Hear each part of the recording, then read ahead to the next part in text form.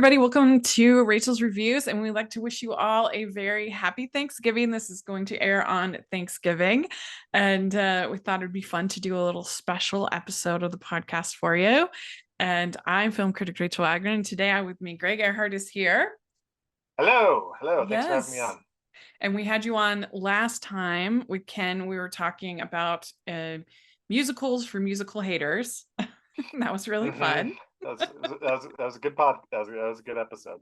Yeah. And so, what we thought would be fun for our sort of follow up is because of Thanksgiving, we thought it would be fun to do an episode where we talk about movies that we're thankful for, appropriate for Thanksgiving.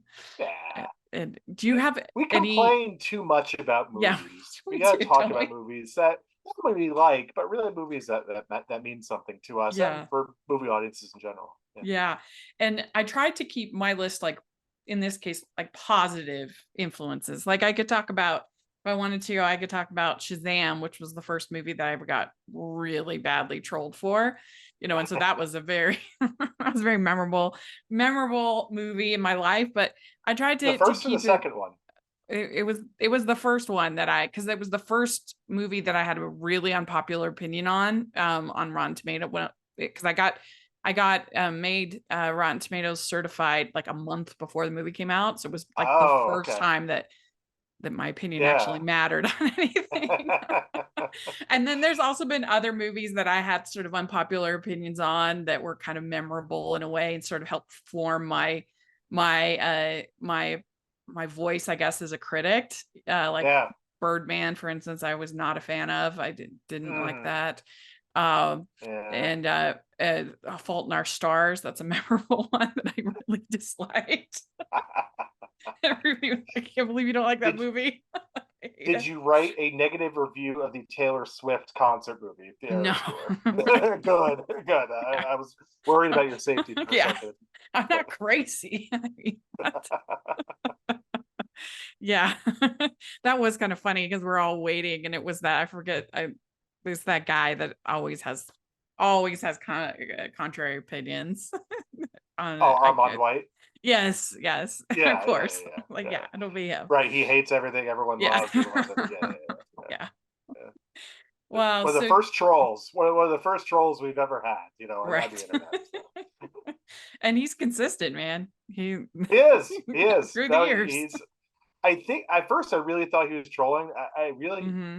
starting to monitor him over the years. I really think he's genuine. Yeah, Yeah, yeah, I yeah. think it's not that much a shtick. Yeah. Probably a little bit of shtick. Yeah. Do you Anyway, we're have getting off course. a traditional movie that you like to watch on Thanksgiving? Or are you I normally sports do, and it's people? actually one of my one of the movies I wanted to talk about in Oh, this okay. episode. Yeah, Oh, yeah, okay. Well, we'll cover it then. I mean, I usually do end up watching Chicken Run, even though it's chickens and not turkeys. It feels like Thanksgiving adjacent. yeah, yeah. So I'm excited for the Close new enough. one. It's Yeah, it's close enough. And I feel like a lot of times we end up watching Lord of the Rings. mm. Just when you have time to watch one of those like super long, movies, you have time to do a marathon, and So that's you a know what's favorite funny of is a favorite in yeah, my my family. Yeah, right.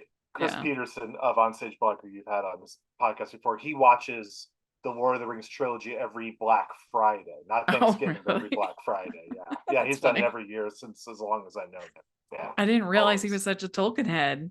Oh That's yeah, funny. and he Oh, loves he would Lord of the like. Rings. They were over in England. They did I saw on Instagram a Lord of the Rings show, Broadway show, stage Oh show. really? Oh, I didn't Yeah, know it looked really good. Like, oh, that'll come to Broadway for sure. But that. yeah, Sure, so we yeah. ended up with 6 movies that we're going to talk about. And I kind of ended up sort of, you'll get to learn a little bit about me and my life. And I don't think people that have followed this channel for a while, followed my podcast, none of these will be huge surprises for them, but it'd be fun since it's only our second time talking. It'll Yeah. be a nice way to introduce myself to you. It'll be Yeah, fun. no, perfect. Can't wait. And for people that are listening, if you can put your 6 in the comments section or on Twitter, we'd love to hear your picks. And so I'll go first and say Yeah.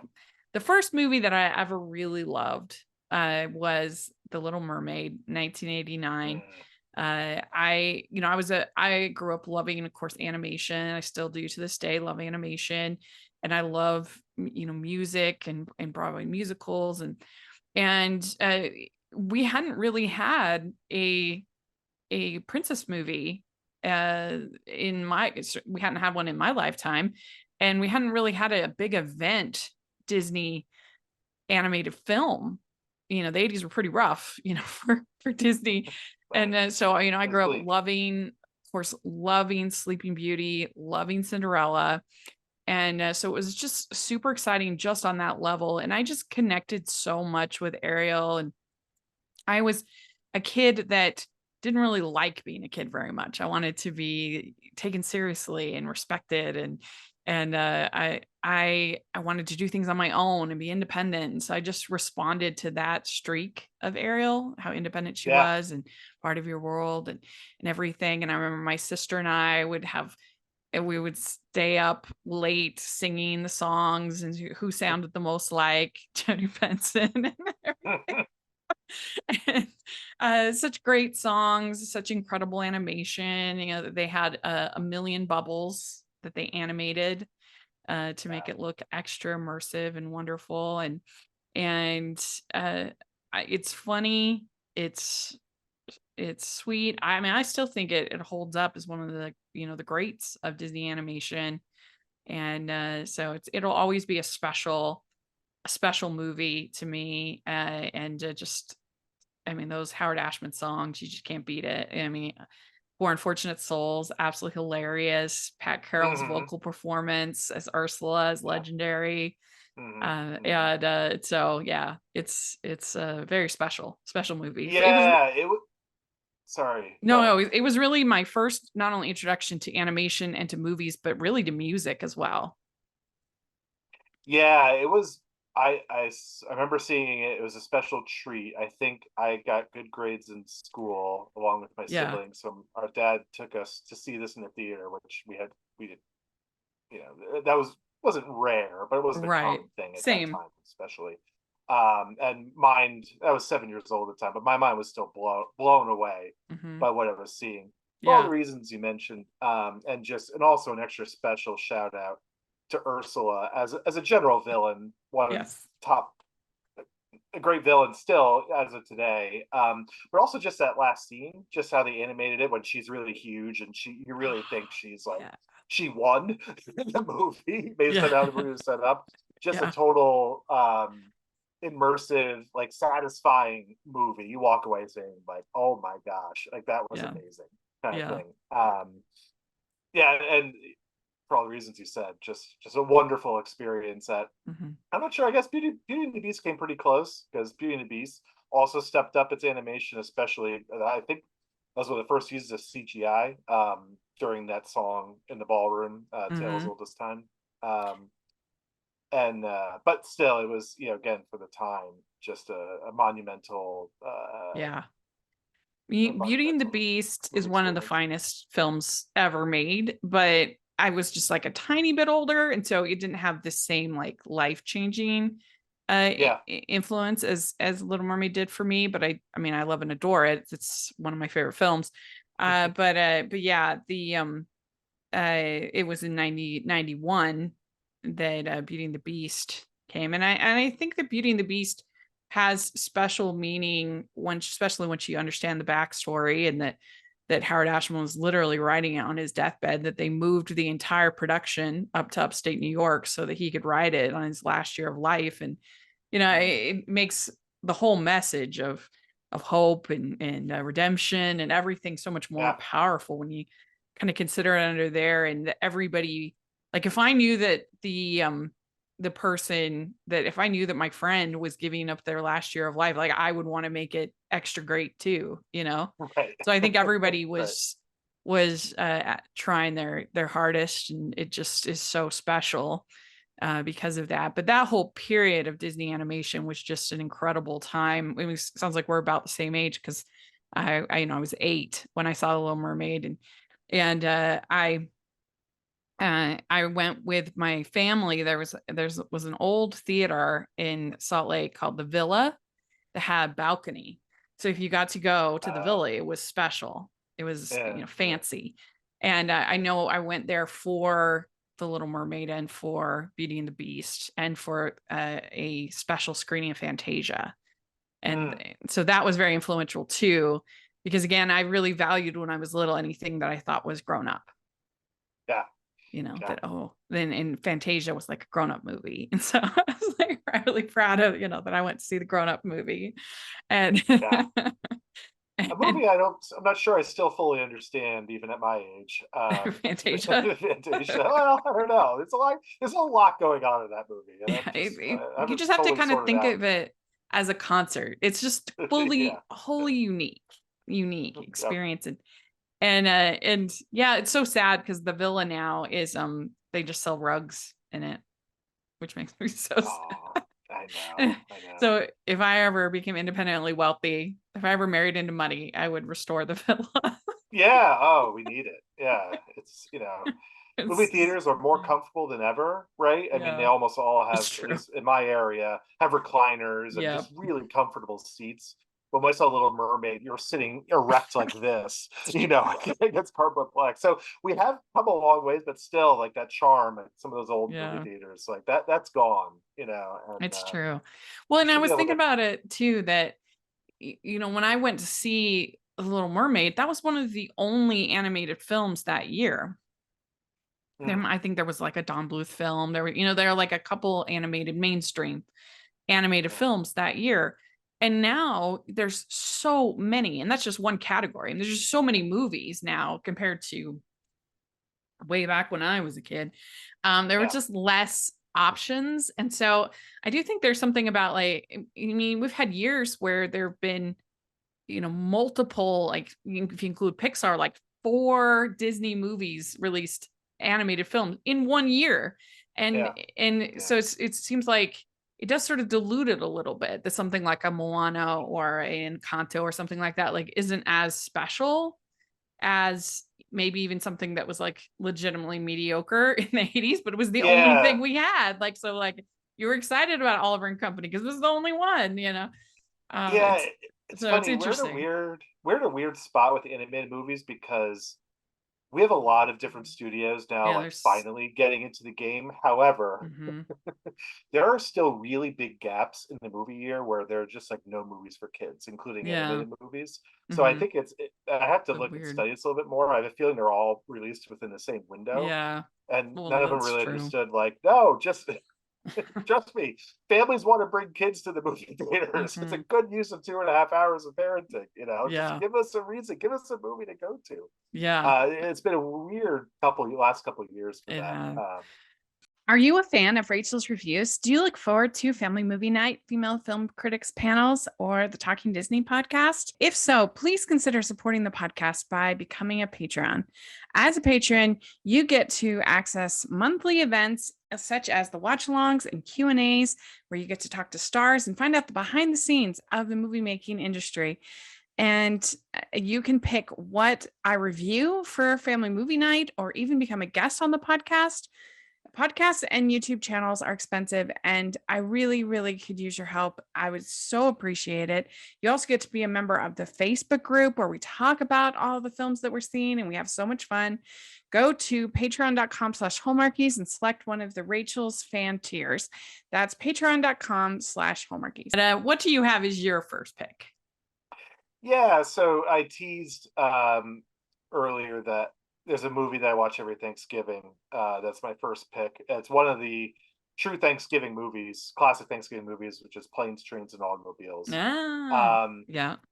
it's my pick here because this movie taught me that you might have to give movies a second or third or even a fourth viewing to understand what the movie's really trying to say.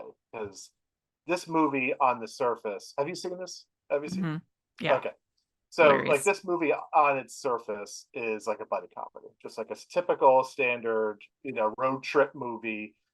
Antics, physical comedy ensue. They hate each other, then they love each other. Blah blah blah.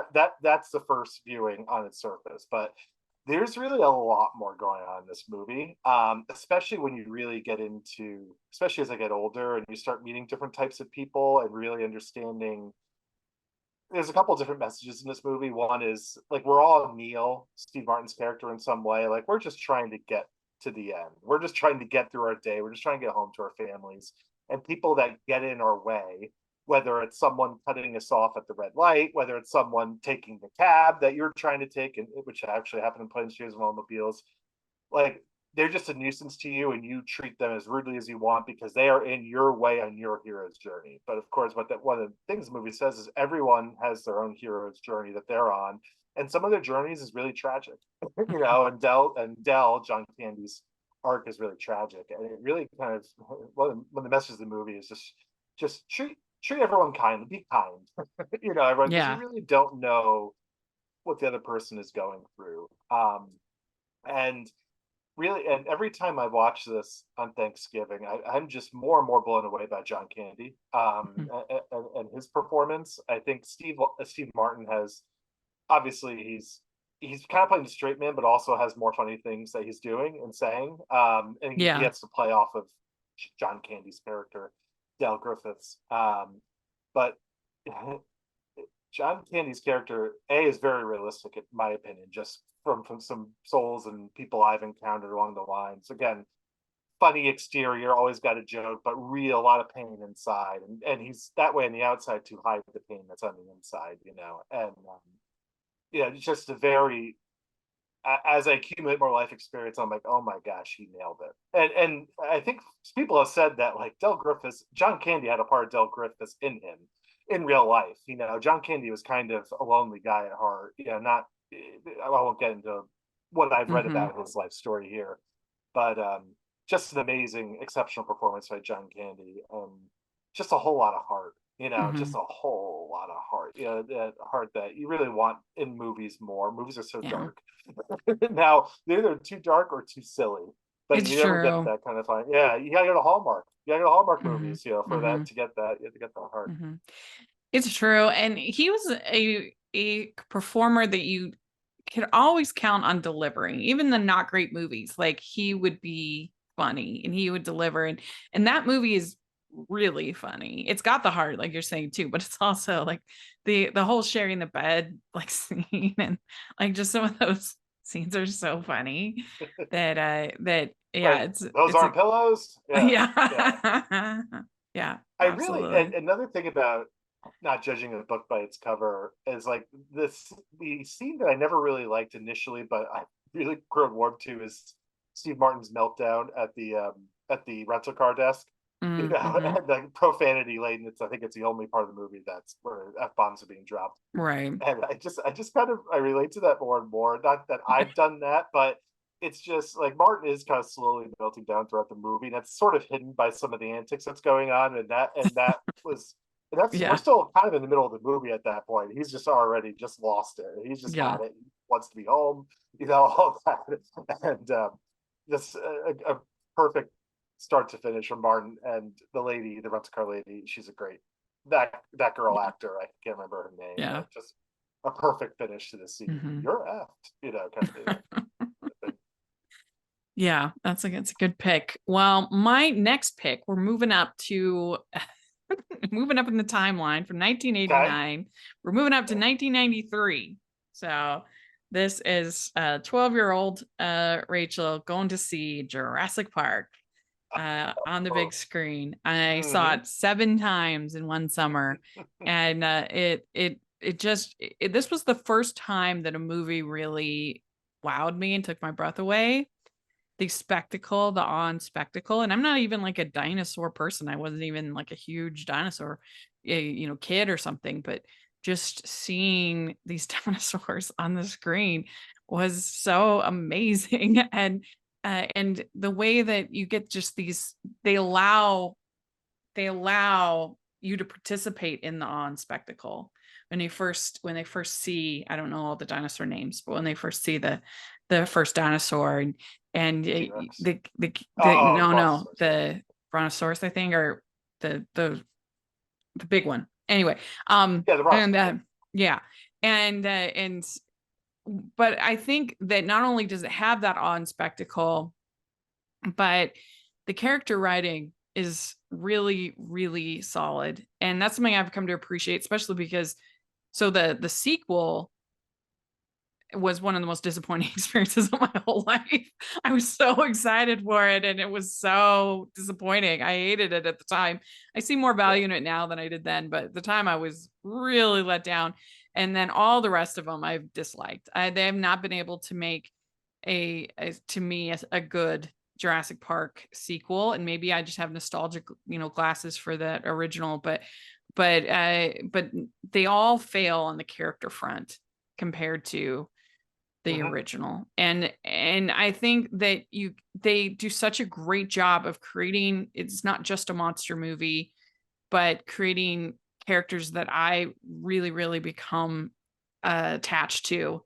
And Dr. Grant, Dr. Sadler, and like Dr. Grant's arc throughout the whole film, where he starts out, sort of taunting this kid with the raptor claw at the beginning, saying, "I hate kids." And then by the end, the last shot of the movie is him with Lexi and in them sleeping on his shoulders, and he's helped them, and I absolutely love the scene where Sadler is talking to is where they're talking about the flea circus. And John Hammond is waxing all this thing about and she says it's still an illusion, it's still the flea circus, all that matters is that our friends are out there, and none of this. And that's such like a human, well-written, it's more than just a monster movie, it's like characters that I care about. And of course, Jeff Goldblum is brilliant, hilarious. Samuel L. Jackson's really fun in it. I absolutely just think the whole scene in the kitchen with the raptors and Lexi Tim, that scene is brilliant and so tense. I just saw it again in August in the re-release. The John Williams theme is perfect. It's just, what more could you ask for in a blockbuster than what Jurassic Park delivers? Yeah, so funny enough, we did not share our list ahead of time. This was also on my list. Oh, okay. This movie. And you said a lot of the things I was going to say. When I saw this in the theater, this is the only movie where this is true. I was chewing through my shirt like this during the T-Rex scene. When the T-Rex is coming out in the rain, I was literally chewing. It was wet from, again, you and I are the same age when we saw it. It's so good with that drip, drip, drip, drip of the water. Right. And you're like, oh, everything. The wires coming down. I just showed my daughter this. She's 9. I showed my daughter this for the first time. It's like, you're ready. I know. It's about right. I saw it. But it's funny. She was complaining that the movie was a little slow for her, and I'm just like, really? I weep for our children. Interesting. But she loved after the T-Rex and on scene. She was all in. Like, okay. She was scared. She had all the right emotions for it. Appropriate. She's like, because she didn't. She admitted to me as like, all right, Dad, that was good. Like that was that scared me. Like that was like, I knew it would.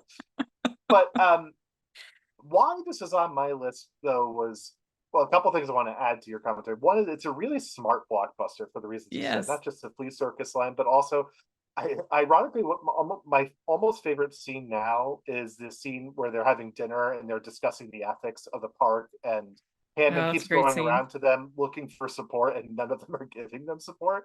But like, there's such good Michael Crichton-esque intellectualism going on in that scene, which you just don't get anymore. And it just really, every time I see it, I'm like, man, I wish every blockbuster had something like this, where we can have dumb fun. Like, I'm not looking for, to be educated during every blockbuster, but Spielberg's gift was combining, especially at his best, he combined every element of the blockbuster. He combined the thrills, the suspense, the humor, the feel-good, heartwarming aspect of it, and the characters. And Jurassic Park just has that in spades. Even more so, it definitely has more heart than Jaws, which is is his best movie probably. It's one of his best.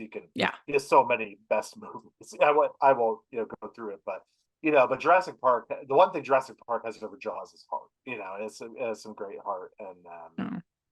it's just another one where you leave the movie like, man, that was Yeah. awesome. Because you experience it through the characters. The living through Yeah, and I'd say that Jaws, it's more of like a traditional, I think, horror influenced movie than Yeah. Jurassic Park. And it's bloodier. It's just a little bit. I think it's a little more grown up than Jurassic Park. But they're both excellent films. Excellent films. Yeah.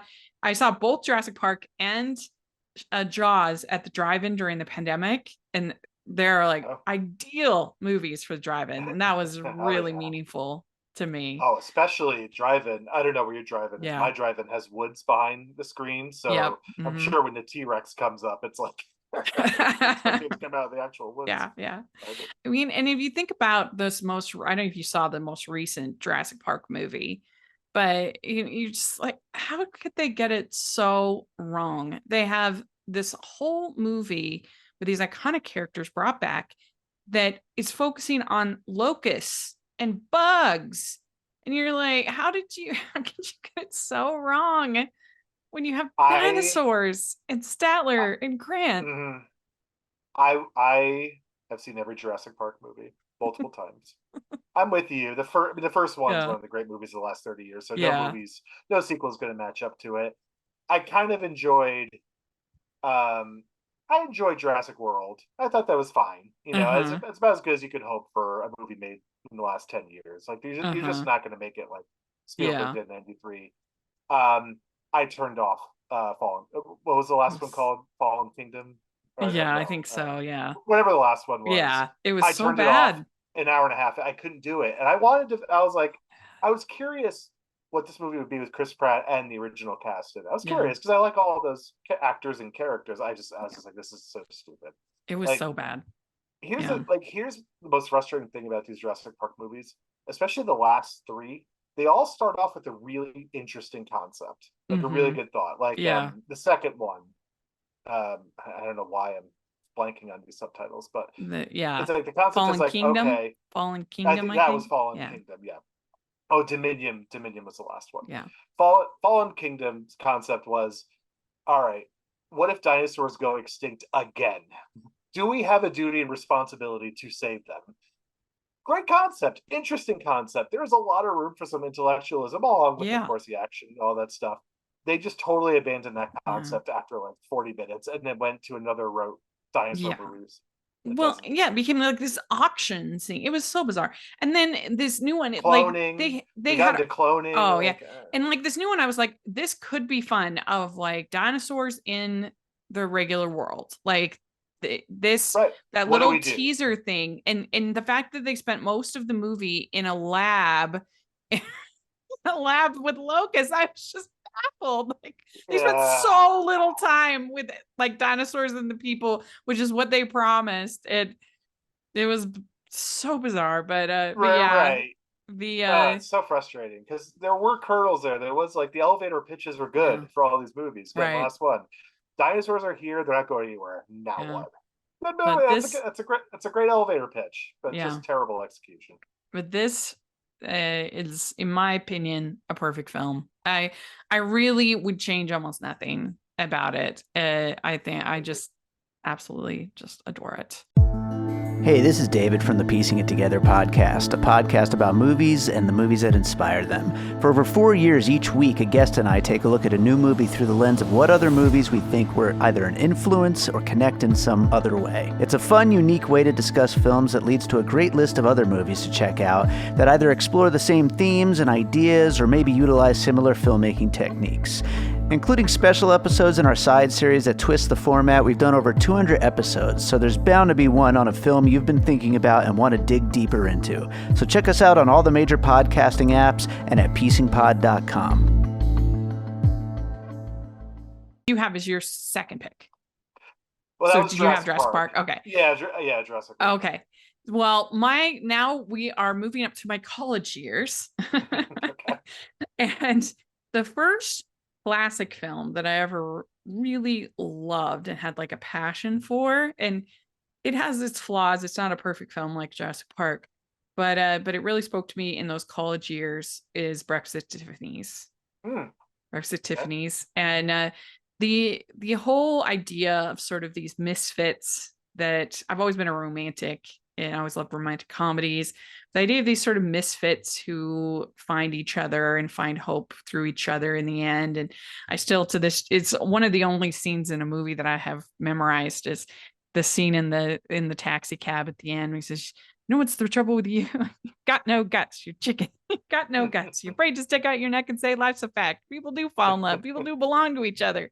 You call Yeah. yourself a wild thing, a free spirit, and you're terrified someone's going to stick you in a cage. Well, baby, you're already in that cage. You built it yourself." I love that whole scene. It's so good. And I love Moon River, two drifters off to see the world. And that's what they are. They're two drifters. And I think it's interesting that you have this character whose favorite place is Tiffany's, but it's not because of the money, it's because it's quiet. And yet she has all these parties. You know, she's just like an interesting enigma of a character. Mhm. You know, she talks about the mean reds as opposed to the blues. The blues are just when you're sad. The mean reds are awful. You know, they're terrible. Um, and I love the end, the kiss in the rain. Obviously, it has the major problem with Mr. Yunioshi. It's super embarrassing and terrible. They've all apologized. You know, they all apologized for it. So I understand if that's a barrier for people. I get it. But I just love Holly Golightly as a character. And I love Audrey Hepburn. If you were to come over to my house, my living room has a wall of posters of Audrey Hepburn. Oh, okay. Yeah. So that is why it had to be my number 3. Yeah, that's a movie I need to revisit. I've only seen it once, and it was many, many, many, many years ago with my dad when I was really young. So Yeah. I won't be able to speak too much to it. The only observation I'll make on it is it's a movie I see people watch a lot on the airplanes. Mm. Because I think a lot of airlines carry it sort of like one of their, I mean, Yeah. people like JetBlue have hundreds of movies you can pick from. Some have like a Mhm. dozen, whatever. And that would be the one that Yeah. would represent, the old Well, era. And in yeah, general, I recommend people to watch romantic comedies on the airplane because you don't want to watch anything that will be tense or make you cry or be sad or, like people will be yeah, concerned, about you, or do you get too worked up? So you don't want anything tense or scary. And I've said for a long time that I think that Mamma Mia, either one or two, is the perfect movie to watch on the airplane. yeah, yeah. Just like completely inoffensive, nothing bad can happen to you. It's Yeah, just right. like, Oh, yeah. yeah, Well, because you also should be concerned about people around you, especially kids. yeah, If you have kids in like this row yeah, behind you or across the aisle, like I see people watching horror movies on these planes, and I'm just like, yeah, or what are you anything too doing? Like, sexy. this is not the plane. Yeah, right. That too. Yeah, It's just like this is not. You really watch a horror movie on the plane? yeah. It's like, is that the right environment on this tiny screen, whether on your phone, even your Yeah, laptop? Like, that's not. that would That's be a a fun yeah. maybe we should do an episode on that sometime. Movies to watch on the plane. Oh yeah, oh yeah. I Mostly got some good old rom-coms. trusted standbys, right? Mamma Right. Mia. But what do you have next? All right. So I didn't have my choices lined up in chronological order, but maybe I'll go backwards a little bit. I'm gonna nerd out for a little bit here. I'm gonna go Star Trek Wrath of Khan. Oh, good choice. For one particular reason it's on this list. Wrath of Khan is one of my top 10 favorite movies. But it's on this list for one reason, meaning I'm a big advocate and connoisseur of movie villains. I love to rank them. I love to talk about them. I love to dissect their performance and all that. And Ricardo Montalban's performance as a villain is what I'm really thankful for. Mhm. Not that he's certainly not the greatest villain performance we've ever had, but he has one of the great blends of earnestness, performance, as well as I'll say there's some good. I think he's doing some good acting, and it's others will disagree. But with chewing the scene, like he's chewing the scenery as well as like going for it at the same time. He is really trying. for a good performance here. He's entertaining as heck. At the same time as being a villain, you really want to go down, because not only he's going against Captain Kirk, but also it's just what he wants is just not something that the audience is ever going to root for. I think that's missing. We have a lot of villain actors who go for either a gritty performance, like they're going for an Oscar, just like they're really feeling it, or they're like wildly over the top, like almost a little meta in terms of like, oh, I'm a villain, I'm doing bad things to my mustache. Like there's not enough just earnestly going for it, like really trying to entertain the crowd, but also really trying to give a good actorly performance. The best example of that, in my opinion, is Commodus from Gladiator. Like that is just like the perfect blend, but of performance, and yet he won an Oscar for it too. So, but Montalban set the stage for me. My dad, I think back in the day, HBO only like they showed like 5 movies or whatever, like 24 hours a day, and Wrath of Khan was one of them for like a full year. So like he watched that movie 500 times probably because he was a big Star Trek fan, and he would record it off HBO and then play it for us as kids. We watched it dozens of times or whatever. So but I'm thankful for that because Montalban set the stage. I credit Montalban's performance as Khan for the reason that I love a good villain's performance. Not that he's the gold standard, but he's close, and his type of performance is what I want from every villain. Yeah, that's a great film. It's a great bounce off of the Star Trek episode, space themed Star Trek episode. Yeah. It's such a great movie as far as friendship that you have between Spock and Kirk, and the big sacrifice at the end really pays off. It's a really good movie. And also, it's by far William Shatner's best performance. Agreed. Like, he's legitimately good. Like not best actor, Oscar good, but he's every other movie he's hamming it up. And this one he's actually really good performance, a nuanced performance. Yeah. It's a good choice. All right. My next choice, we're zooming up into my late 20s. Where I got a job where I was basically an accounting clerk, administrative assistant, but it was one of those things where they just kept kind of piling on more and more responsibilities. And I had a manager who really was just the worst and hated me and made life miserable for me. And all it takes is one person in that kind of situation to make life really horrible. But I didn't really have the guts. I was going to grad school. I didn't have the guts to quit. And so I was just miserable for 3 years. I mean, really depressed, really, it was awful. And when I finally did quit, I just vowed I would never allow myself to feel that unhappy again. And the movie that I literally watch this sometimes daily, it helped me get through this horrible time of my life, is the movie Office Space. Okay. This movie, there were days I just needed to laugh, and there were days when I needed to know that somebody understood the misery that I was under. And so Peter's character in this movie was me for 3 years. And this movie really got me through some tough days and just made me laugh. And I mean, even little things like when they destroy the fax machine, right. It's been driving them crazy. Absolutely hilarious. His whole scheme and the fact that they acknowledge the fact that it comes from Superman 3.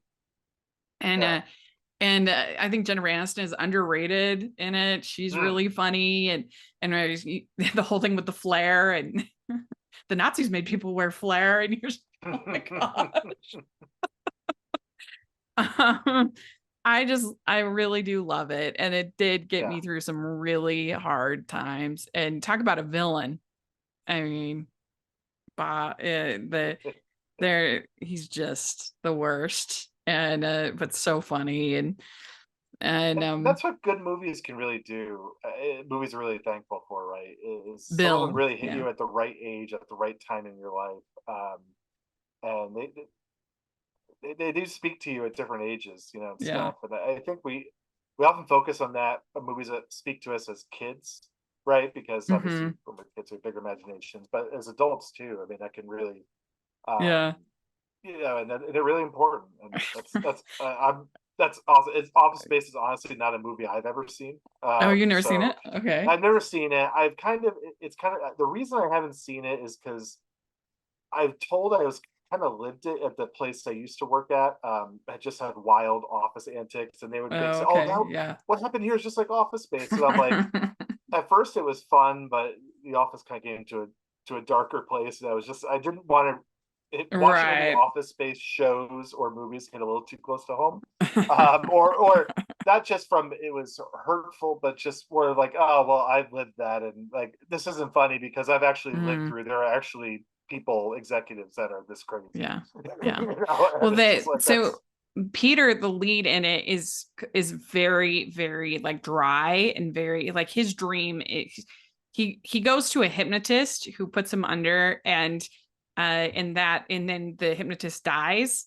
and so he never gets out of it, and so he's he's like his dream is to do nothing, his dream of Mhm, doing nothing, and mhm. so it's not like there's not really like it's not a movie with like antics, but it's just it's a Right, very right. dry, um cynical kind of look at uh at the workplace, and Oh and yeah. for that, for the time of my life when I was just so unhappy, that's kind of what I needed, was something really cynical and really, um Mhm, yeah. mhm.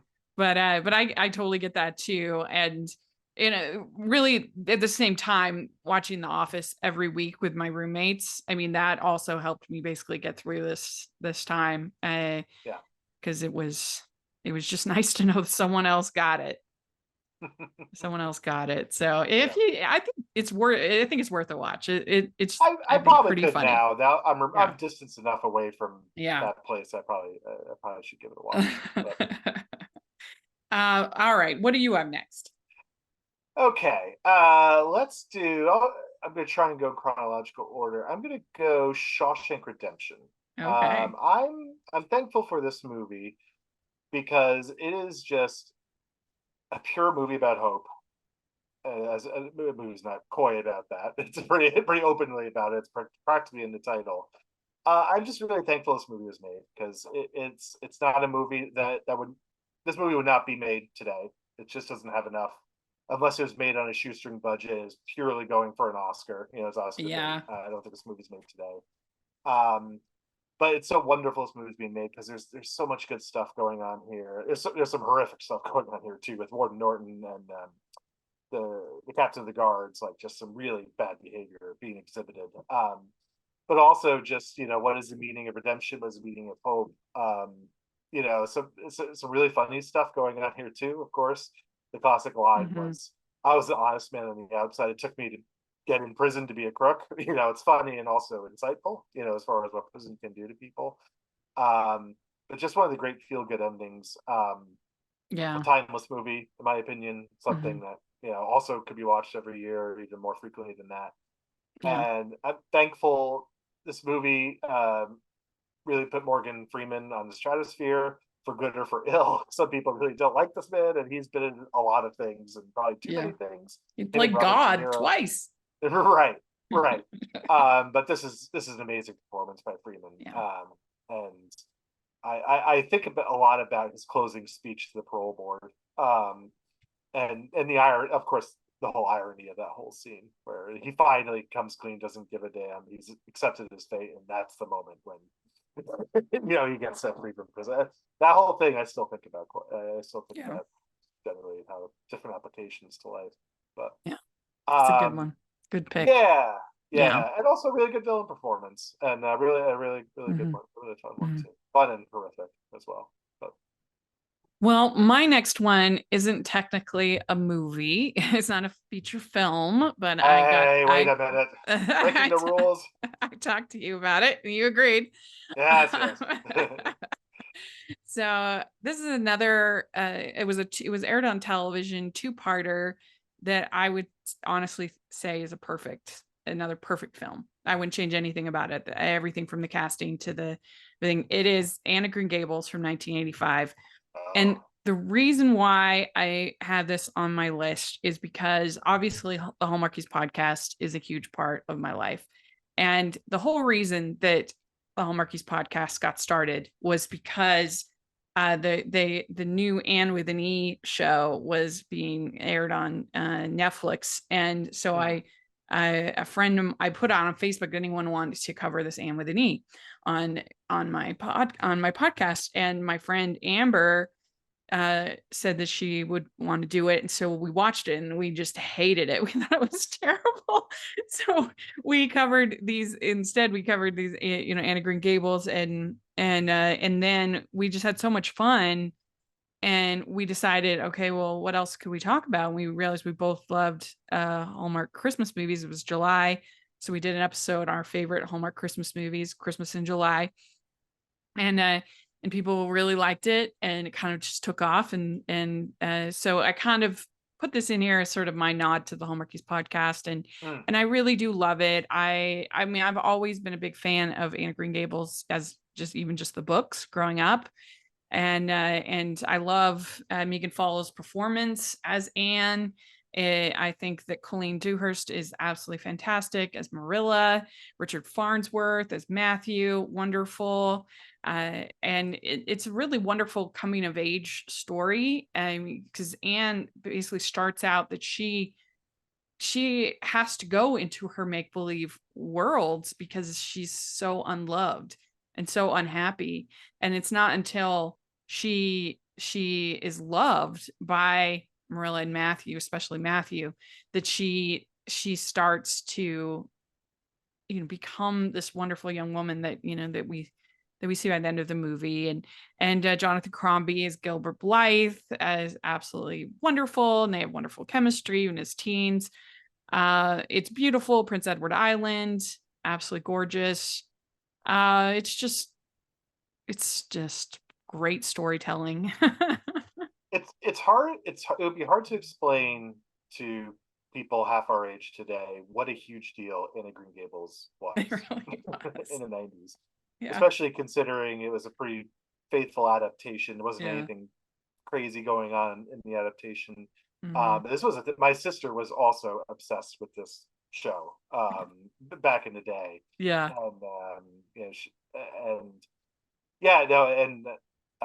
I don't have much to add, 'cause I remember watching it with her, but I don't remember a single thing from the movie, and haven't had to revisit it.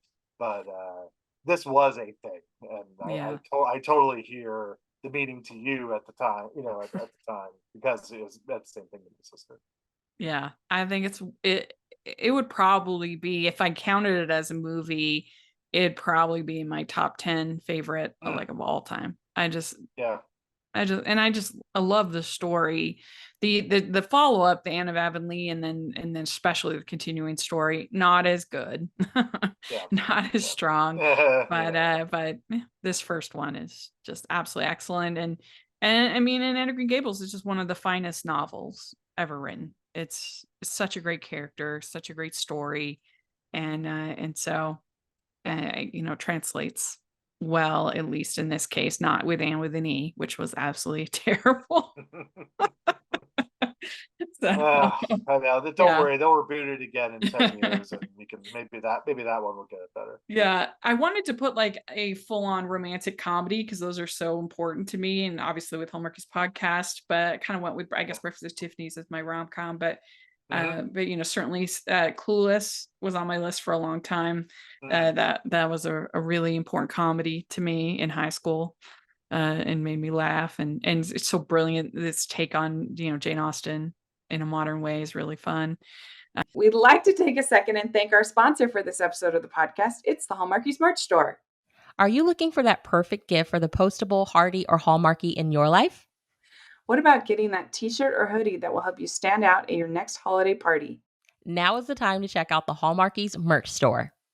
Full of festive designs by artists like Jessica Miller, Carrie from Hallmark Comics, and more. You can even have more than just shirts, but totes, cell phone cases, notebooks, mugs, and more. And it isn't just Hallmark. We have designs for Anna Green Gables, Man from Snowy River, The Nanny, and more. Every purchase at the merch store goes to help support the podcast and allows us to make the great content you know and love. There are frequent sales, so go to tpublic.com/stores/hallmarkies or see the link in the description. That's tpublic.com/stores/hallmarkies. So what do you have next? All right. I wanted to cheat here, not by going to TV. I kind of want to put the entire Harry Potter franchise Oh, as a okay. pick. Uh-huh. The movie franchise. Yeah. However, I am going to pick one movie. The movie I would pick is Harry Potter and the Goblet of Fire as a movie I'm really Interesting. thankful Okay. for. Yeah. Because for a couple of reasons. One is I'm thankful. This is the one. It's funny. I didn't think a franchise could pull off quality through 7 movies. Every single movie is quality in different ways. You know, the first 2 movies are more towards kids; they're young, but in the later movies are much darker, more towards older audiences. But they're all. I mean, if you just look at it from a Rotten Tomato perspective, I think all of them are at least above 70%. You know, and many of them are above 85 to 90%. Yeah. That's really hard to do for a 7 movie for a Yeah. 7 movie story. It's true. 8 movie stories, pardon me. But so I'm thankful that franchise pulled that off. But secondly, I'm really thankful that the movie like that, and I picked out Goblet of Fire because that was the first Harry Potter movie I saw in the theater, and I was blown away by how it's kind of a young adults movie, a book I should say. The book is any age can read it, enjoy it, but you know it's featuring teenagers in school, so that's general qualification for an adult movie. But man, it was like, especially at the end of Goblet of Fire, it was dark. Like Voldemort is not he's a scary villain, and the whole Harry Potter franchise, there's funny moments in it, but it's not like a Marvel movie or franchise where it's like kind of like at least 50-50 a comedy as well as an action movie. Like there are a lot of meaning, like J.K. Rowling had a lot of meaningful things to say in this book, you know, about the kids, you know, growth, you know, to be a hero, you know, Harry's growth to be a hero, some of all the other characters, like it's a weighty, she was able to, and the directors too, because I'm just talking about the film adaptations at this point, like they're able to combine gravitas with fantasy, with really compelling mystery boxes, and almost every movie had some type of mystery box that was earnest. Like it wasn't some joke, it wasn't like, you know, it wasn't cheesy, like it was really compelling, like in almost every movie. Like what is the thing they're trying to figure out, what is the thing they're trying to solve. And I'm really thankful for that, not just for me, but just for kids. Like Ashley, my daughter Ashley, has seen all the movies, and it's blew her mind to just have a movie like this that doesn't talk down to her. Like she was able to follow a lot of it, but just it treats her and fellow kids like her and older like adults and grown-ups, and a lot of really great messages which I could spend time with here. But it's really the only kind of it's a franchise for kids, but it doesn't treat them like kids, you know. And I'm really thankful that we have franchises. I'm not sure we're going to get that again. You know, we're either going to go one way or the other. Yeah, and it's such a rich franchise in the sense of I always admire when a story is it's not easy, but it's easier to tell a story that's like 2-3 characters deep. That you have a couple characters have a dynamic arc. But in the Harry Potter world, you have a lot of characters that have full arc that you can become invested. You can watch those movies just for Neville and his story, or just for Luna, or just, you know, just these minor characters, but you see a whole arc for them in the story. And I think that's what separates it from you know, from an average YA franchise. Yeah, and that's a key because so many fantasy movies and franchises go really deep into the CGI of the sorcery and get into lots of magical fights, which there's some share of that, but that franchise is way more than that. You know, in fact, almost to its detriment. I kind of wish they had a little bit more, you know, towards the last few movies, the fights were really just shooting blasts at each other. You didn't see much cool tricks or spells going on. But that's good. I mean, I'd rather in a way it's better because they're spending time on the characters in the arc and Mhm. just all their journeys and stuff. Yeah. And again, I'm just really thankful because we hadn't really had a movie like that, a Mhm. franchise like that. Yeah. Well, my hot take on the Harry Potter is that the fifth one is my favorite. Because it was a hard one because it's such a long book, but they took out a lot of annoying stuff in that book. Like Harry is really insufferable in that book, and I think they made him a lot more palatable. And I just really like Dumbledore's army. I really like Umbridge as a character because as a villain, she's a really good villain. And one of the problems that Harry Potter sometimes has is that Voldemort is really talked about more than he's actually seen. Mm-hmm. Yeah. And so that's what makes the fifth movie, I think, good, is that it's not just a defense against the dark arts teacher. It's like it's a powerful, threatening villain that they have to deal with. And she's there. She's yeah, right there, making their lives miserable. Mhm. She was a phenomenal villain. Yeah, especially really in this good. latest rewatch I had with my daughter. Oh my god, Yeah. my daughter had her as the #1 movie villain she's ever experienced. Like she Yeah. hated her. It was so great to watch her through my Yeah. daughter's eyes because Yeah. she's going through school obviously She's right now. really good. But I'm with you on that movie. I don't know if it's #1, but I really enjoy that movie, even though Yeah. like not a whole lot happens as far as the Mhm. overall arc of the story, but it's really, really exceptionally well done. Yeah. Well, my last pick, we're moving up to 2016, and I feel like this movie is the first movie that I ever really championed and I really pushed as a online. I wasn't a critic at that point, but I was had my blog going, and it is the anime film Your Name by director Makoto Shinkai. And Oh, nice. must have told hundreds more people at least that went and saw this movie because of me. Like it was the first. It really spoke to me. The story is about these two teens that one day they wake up, and it's a boy and a girl teen. They wake up in each other's bodies. They don't know who each other is. They have no idea. And one is the boy is in the city, the girl is in the country. They know nothing. And he manages to weave together this incredible, it's a sci-fi story, it's a love story, it's a coming of age story, it's a disaster movie at a point. Like it's just the animation is absolutely amazing. The music is beautiful, and it's about the connection that you have in philosophy. They talk about the connection with the other, that when we meet somebody, we feel their humanity. And then society tries to whittle down that otherness, right? And make people less and ruin that humanity. And in here, because they have literally been in each other's bodies, they intimately know the other. They intimately know the humanity. And so they feel this connection to each other, and they want to there's a certain point where they don't remember their name, but they're looking and they feel that connection, that humanity. And so that makes the ending all the more meaningful. And it's not it's a little messy at certain times. Things get a little muddled, but so I wouldn't say it's a perfect movie like Jurassic Park, but it's one that every time I watch it, I get something new out of it. And it's just it was a movie that excited me so much when I saw it, and I just immediately wanted to tell everybody about it because I loved it so much. That's funny. My last pick, I also felt the need to tell everyone about it when I saw it. It is Christopher Nolan's movie, The Prestige. Oh, okay. It's the last movie Yeah. I'm thankful for. This is my favorite. It's not only my favorite Christopher Nolan movie, it is the movie that really got me hooked on Nolan. I think it was the second or third movie I've seen that he'd done. Mhm. And I don't know, Rachel, if you had any movies like this. I think this is the only movie I've ever seen where once I finished it, I'm like, I have to watch this again, like now.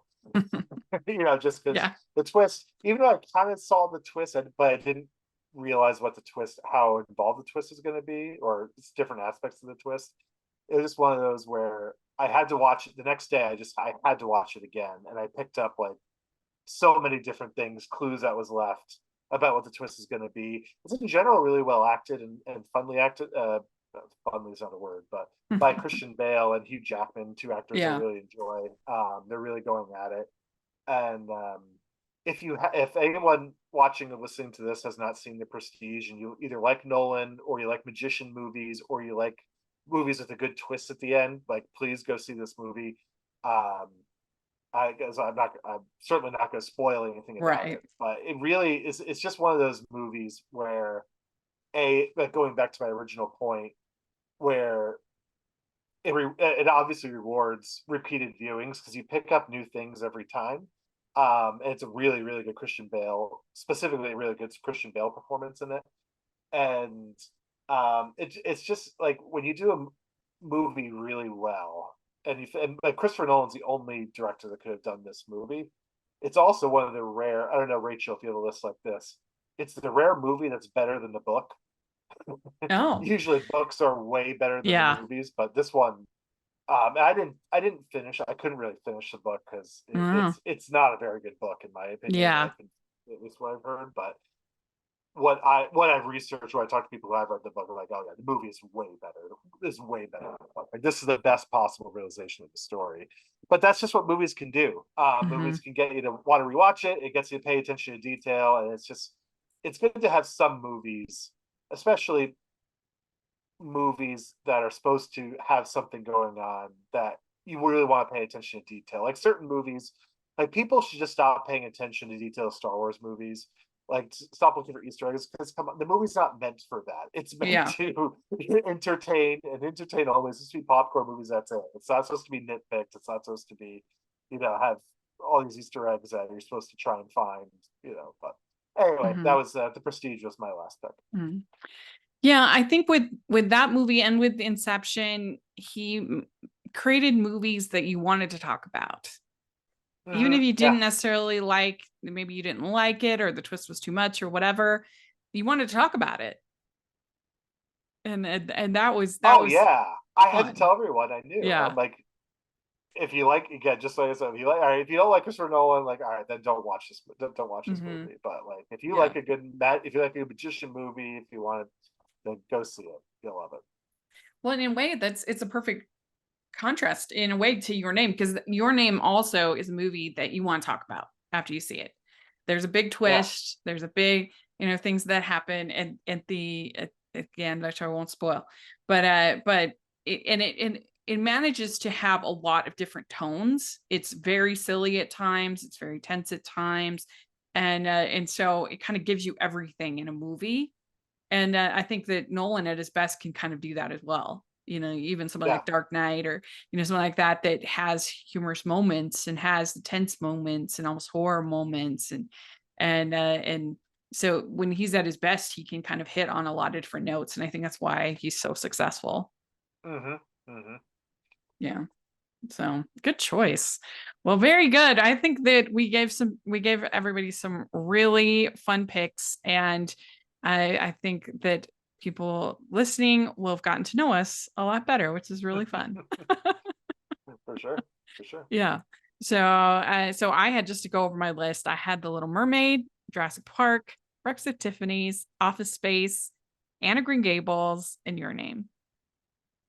And I had Planes, Trains, and Automobiles, Star Trek: Wrath of Khan, Shawshank Redemption, Harry Potter and the Goblet of Fire, and The Prestige and Jurassic Park as well. Very good. Very good. Well, thank you so much for doing this. This was a lot of fun.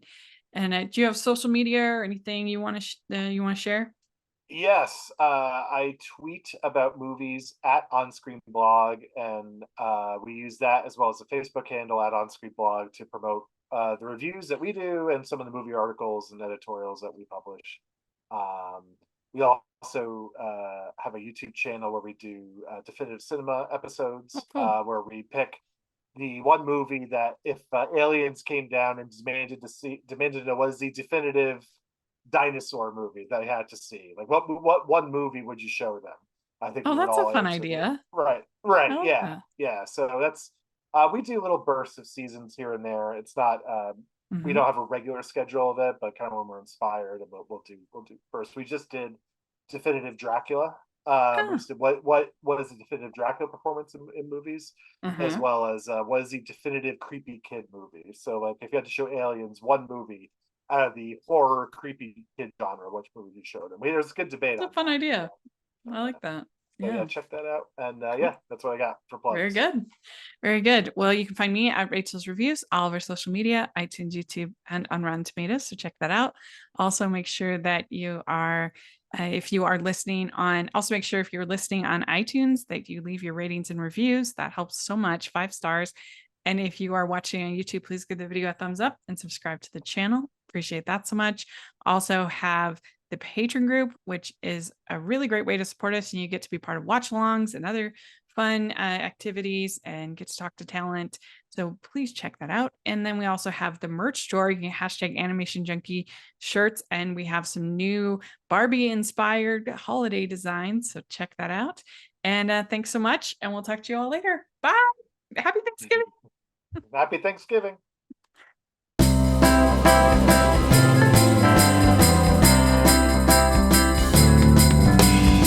Ho, ho, ho.